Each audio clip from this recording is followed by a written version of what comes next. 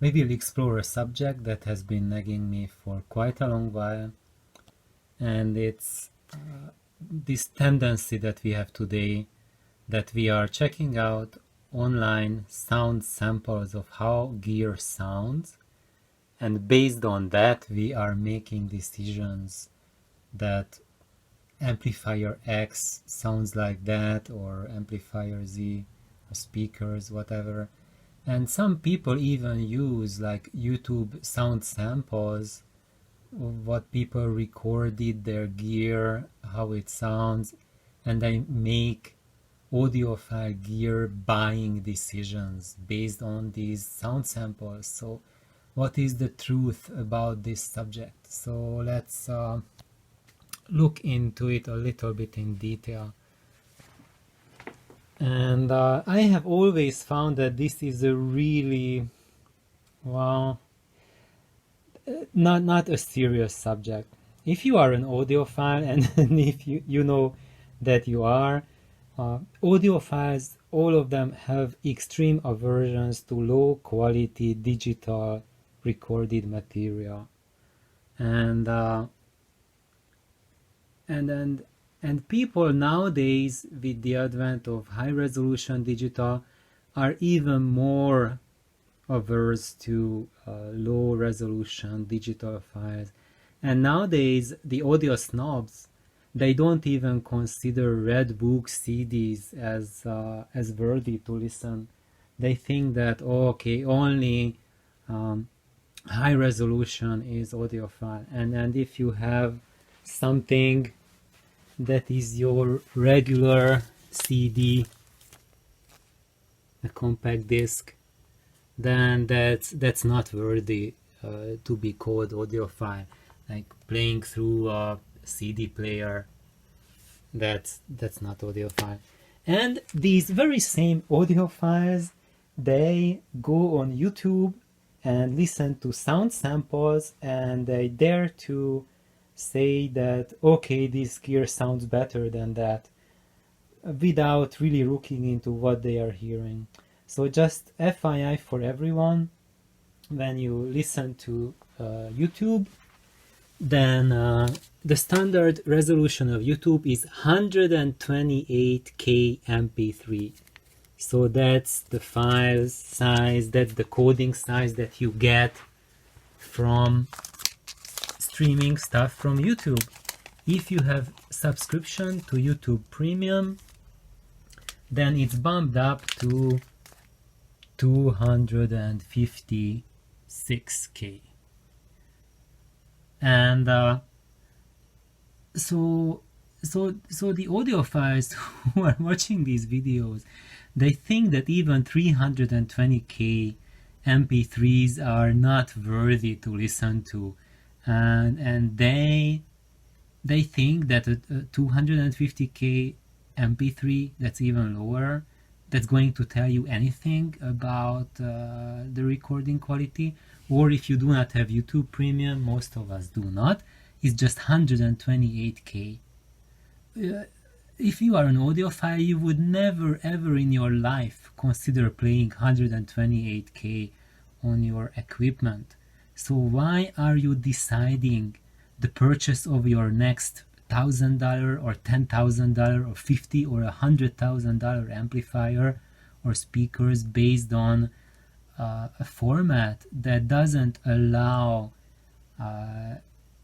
anything like that to tell the difference between not just between categories, but between two different equipment, two different speakers or amps. And however, the truth is more complex than that. So one part of it is that the online sound samples, the ones on YouTube that we stream, that people showcase their gear with, the quality of that is so low that you cannot make educated audiophile decisions based on that. So if you have been using that to guide you to purchase your new system, then you are at a very bad position.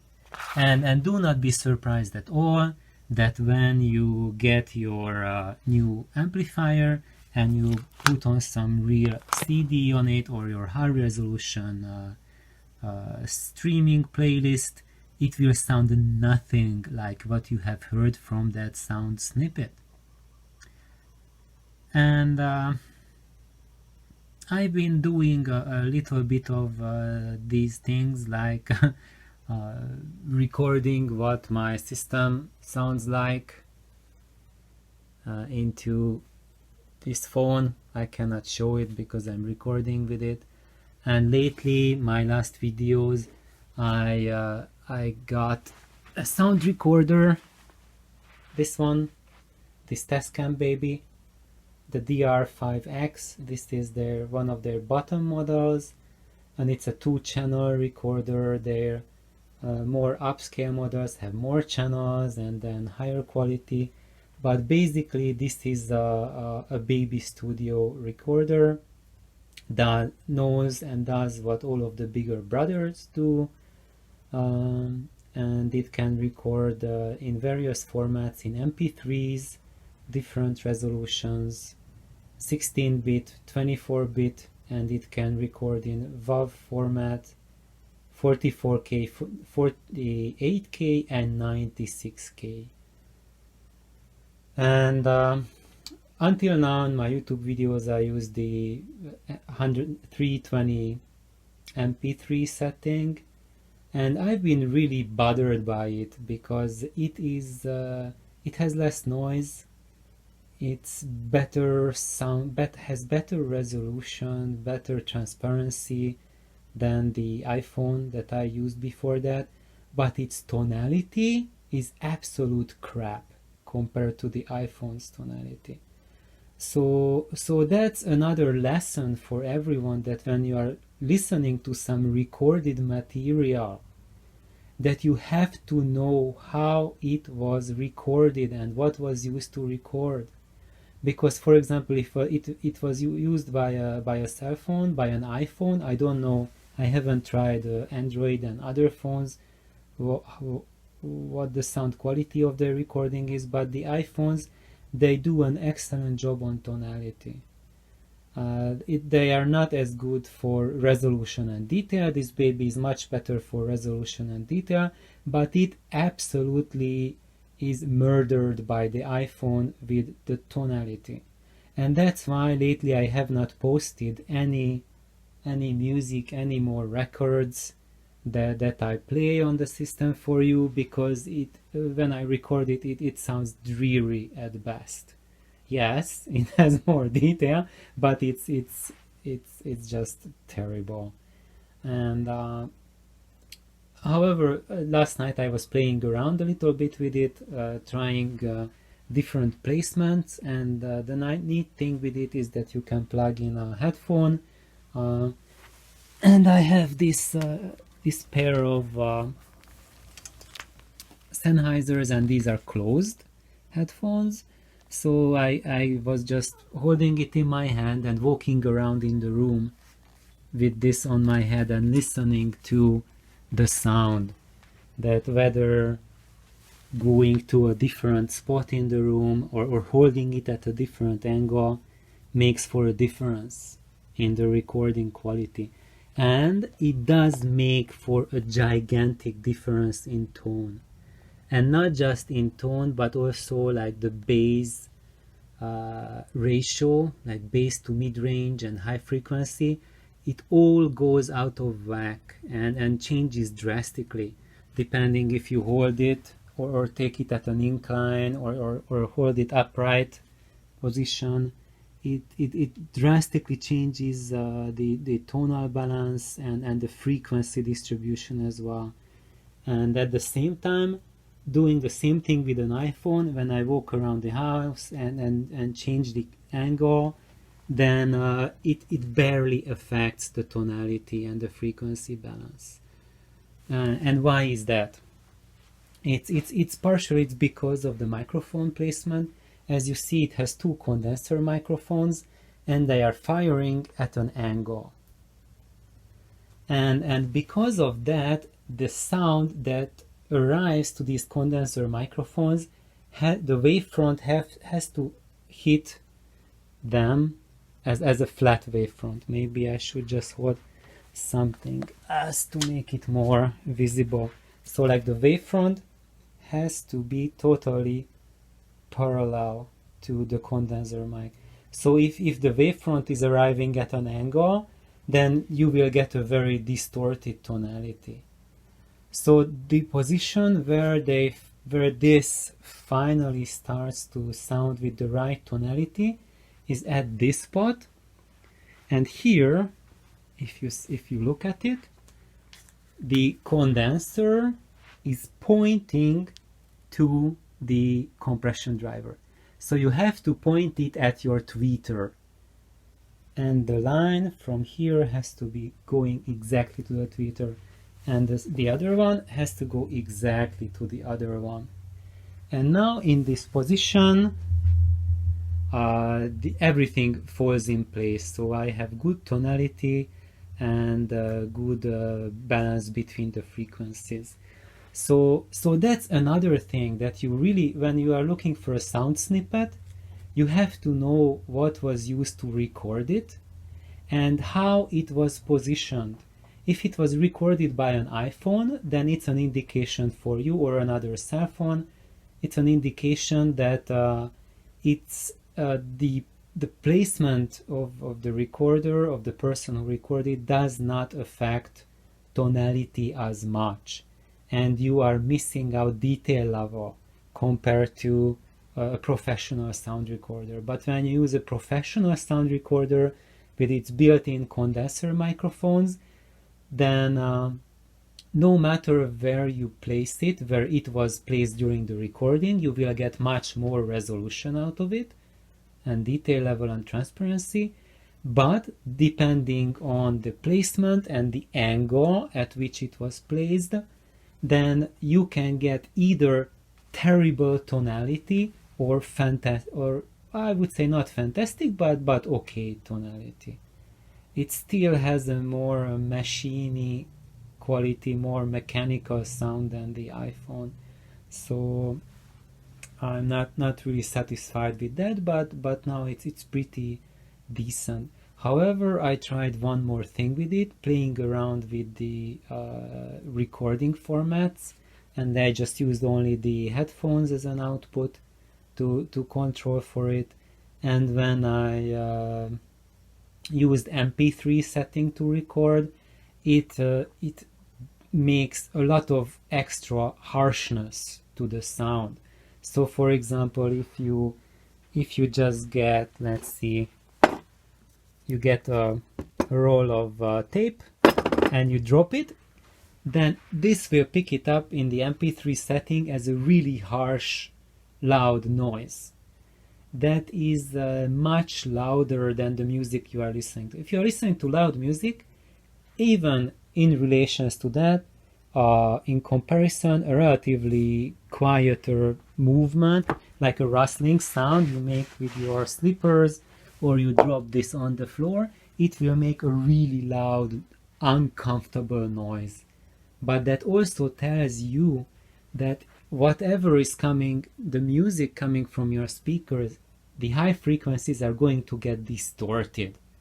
So the high frequency harshness will be generated by this equipment, and it's not the property of the equipment you are listening to.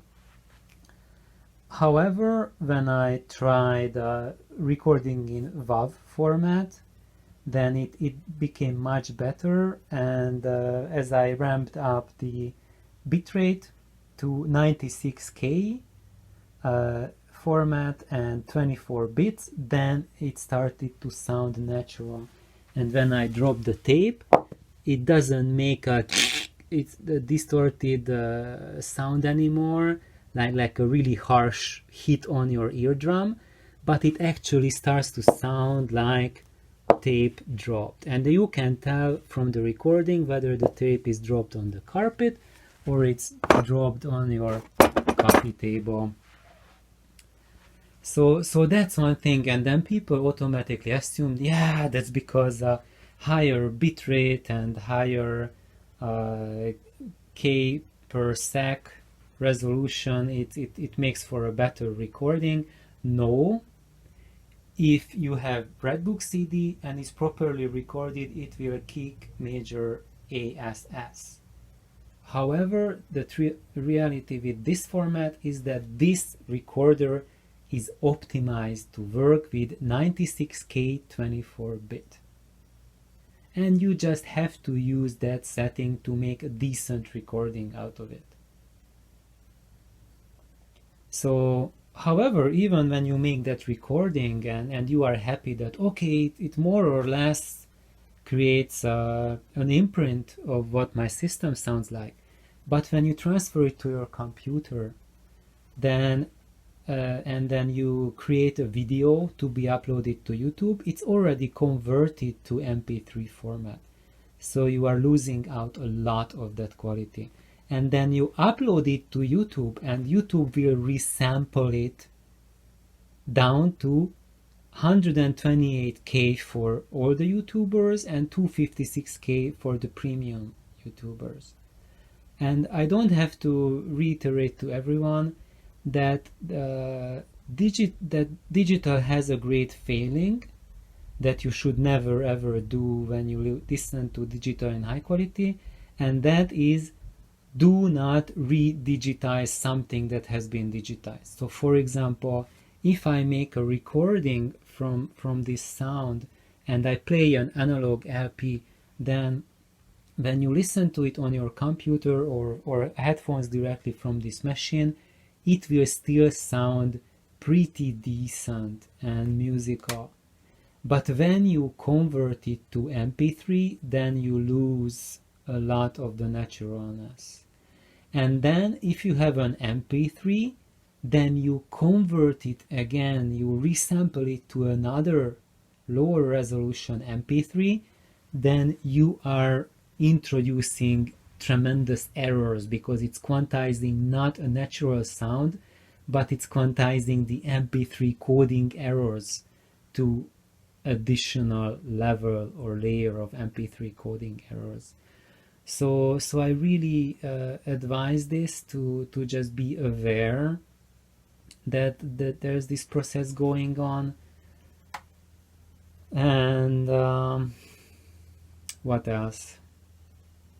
So basically, it's not a good idea to make any kind of equipment buying decisions based on what you hear on a sound sample, because you do not know how it's been recorded.